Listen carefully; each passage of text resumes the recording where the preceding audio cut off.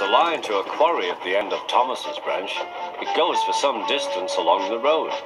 Thomas was always very careful to whistle here in case anyone was coming.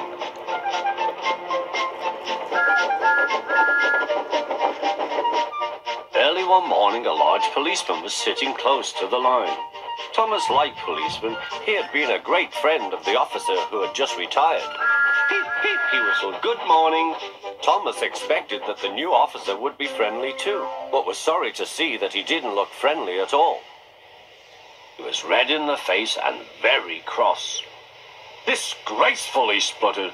"I didn't sleep a wink last night. It was so quiet, and now engines come whistling suddenly behind me." "I'm sorry, sir," said Thomas. "I only said good morning." A policeman pointed to Thomas. "Where's your cowcatcher?" he asked. "But I don't catch cows, sir." "Don't be funny," snapped the policeman. He looked at Thomas's wheels. No side plates either, and he wrote in his notebook, "Engines going on public roads must have their wheels covered and a cowcatcher in front to protect people and animals from being dragged under the wheels if they stray onto the line. You haven't, so you are dangerous." "Rubbish," said Thomas's driver. "We've been along here hundreds of times and never had an accident." "That makes it worse," the policeman answered. He wrote "regular lawbreaker" in his book. Thomas puffed sadly away.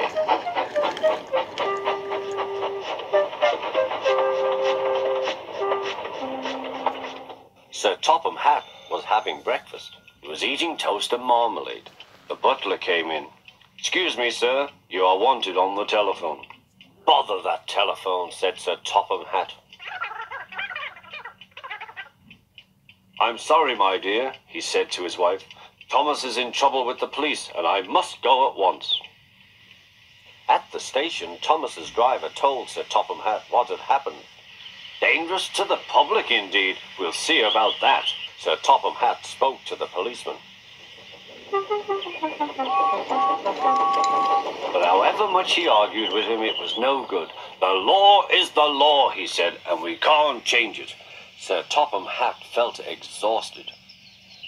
"I'm sorry, driver," he said. "It's no use arguing with policemen. We will have to make those cowcatcher things for Thomas, I suppose." "Everyone will laugh, sir," said Thomas. "They'll say I look like a tram." Sir Topham Hatt stared. Then he laughed. "Well done, Thomas. Why didn't I think of it before? We want a tram engine. When I was on my holiday, I met a nice little engine called Toby. He takes freight cars from the farms, but the trucks are taking over most of his work and he needs a change. He has cowcatchers and side plates. I'll write to his superintendent at once."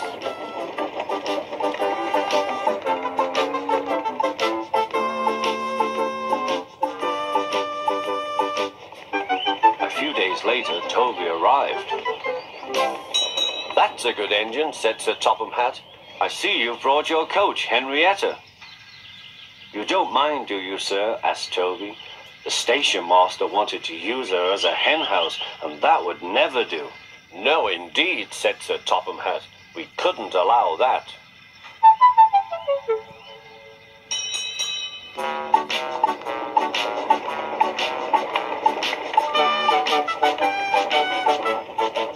Toby made the silly cars behave even better than Thomas did.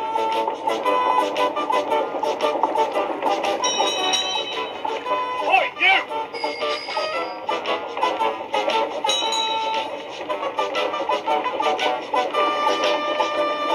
At first, Thomas was jealous, but he was so pleased when Toby rang his bell and frightened the policeman. They've been firm friends ever since.